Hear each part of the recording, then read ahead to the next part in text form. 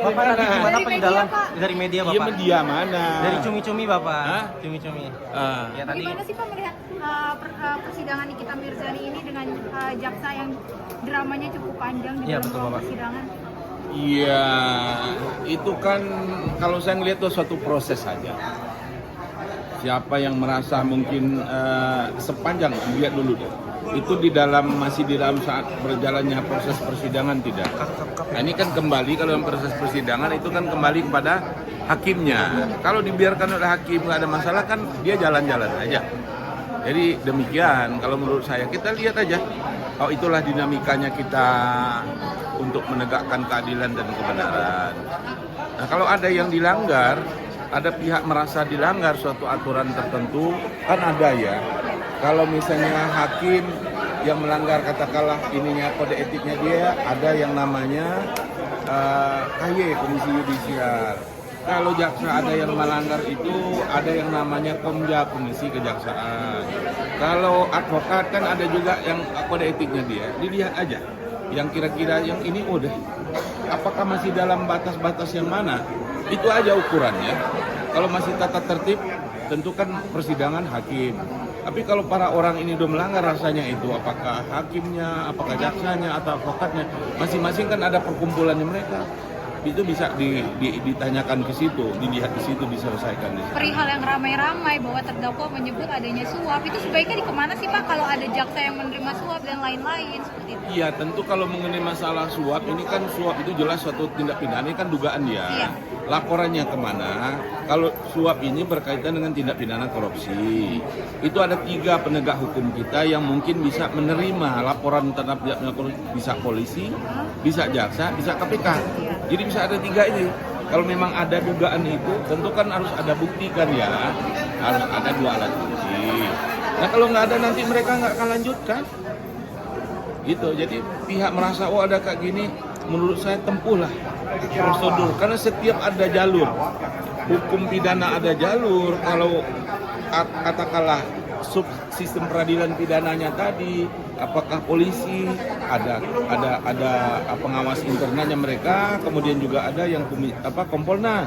Kalau jaksa ada juga Jamwasnya, ada juga Komja, Komisi Kejaksaan. Hakim juga begitu. Ada Komisi Yudisial, ada juga yang badan pengawasan hakim itu ada. Jadi kalau hukum ya itu 3 orang tadi. Apakah ini yang umum? Kalau yang umum tentu kan ada larinya adalah polisi kan. Kalau korupsi 3 tadi. Kalau baru ini adalah kode etik itu tadi jalurnya. Kalau tata tertib mungkin itu jaksa. Lihat aja itu mereka lah yang paham jalannya yang mana.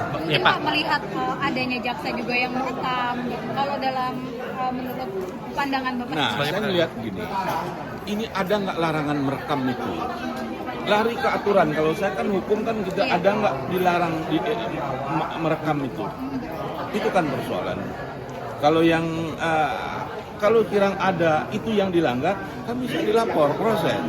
Kecuali itu ada perdamaian di antara mereka lainnya, itulah proses untuk menyelesaikan suatu masalah bisa dilakukan secara damai. Kalau tidak tempuh jalur yang saya sebutkan tadi. Pak tadi kan disinggung soal marwah pengadilan tadi ya disinggungnya itu bagaimana sih Pak, maksudnya kayak terkontaminasi katanya yang Ya marwah itu kan ingin pengadilan itu adalah tempat mencari keadilan ya. Tentu tempat mencari keadilan apalagi dia nanti akan lahir suatu putusan berdasarkan ketuhanan yang Maha Esa. Yang namanya Tuhan itu kan suci, janganlah tercemar kan begitu. Idealnya kan begitu kan. Nah, kalau ada hal-hal yang enggak itu masih dalam batas toleransi atau tidak. Mungkin di situ. Dalam hal ini mungkin merendahkan kejaksaan nggak sih Pak? dengan tindakan dari etika betul. Iya, itu kan kembali lagi ke mereka merasa direndahkan enggak, itu kan sangat subjektif juga. Kalau dia merasa apa proses jalur, tempuhlah jalur yang ada. Kalau kita merasa direndahkan, jalur mana nih? Masih kode etik saja kah? Ada ranah hukum?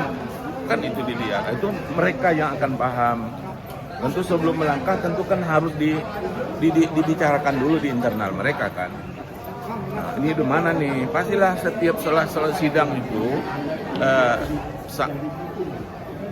misalnya kayak jaksa nanti akan ada evaluasi, pihak pengacara akan evaluasi lagi jalan sidang itu akan ada. Kalau sebaiknya tuh seperti itu.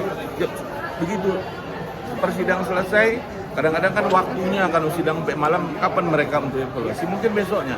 Bagaimana jalan sidang kemarin? Kalau kayak gini merasanya kan udah direndahkan atau tidak? Atau masih betul? Oh, udahlah. Nah, itu kan kembali kepada mereka.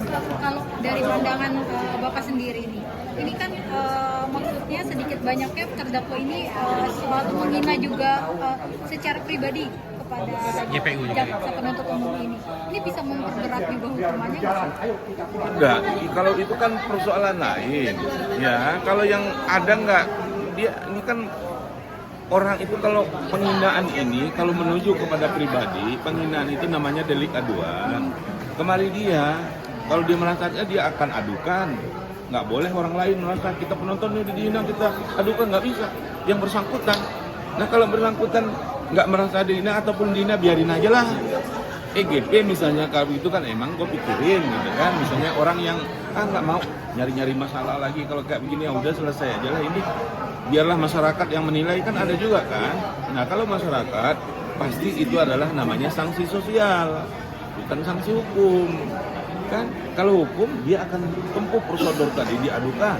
Kalau nggak dia biarkan, biarlah masyarakat. Nah kalau bicara ada masyarakat, pasti nanti udah akan ada dua, ada pro dan kontra. Mana yang banyak pro dan kontra itu kan harus ada penelitian tuh.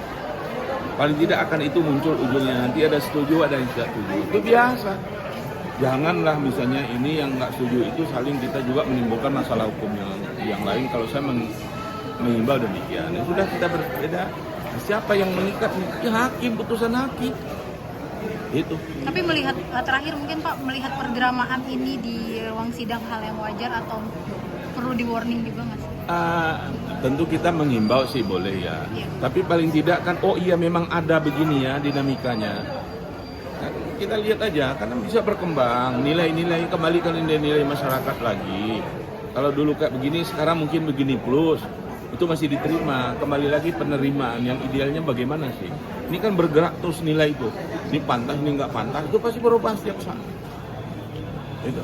Pak, mungkin melihat persidangan itu mungkin ada katanya ada konten of court apa enggak sih misalnya Tadi kan sudah ada dicukupin itu. Kalau bicara konten of court-nya cukup yang tadi aja, jangan kita ulang lagi nanti. Ini yang tadi alangkah ya. Mungkin itu aja. Mungkin melihatnya seperti apa kan dari Bang Papi bilang tadi bilangnya tidak ada konten of court. Itu beda kan, saya bilang pasti akan berbeda. Ini mengatakan ada, mungkin yang menduga ada, ini katakan tidak ada.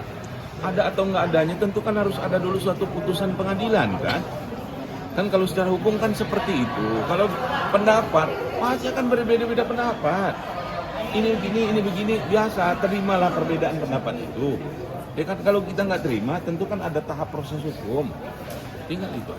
Tapi melihat sikapnya Nikita yang tidak mau dipakaikan buat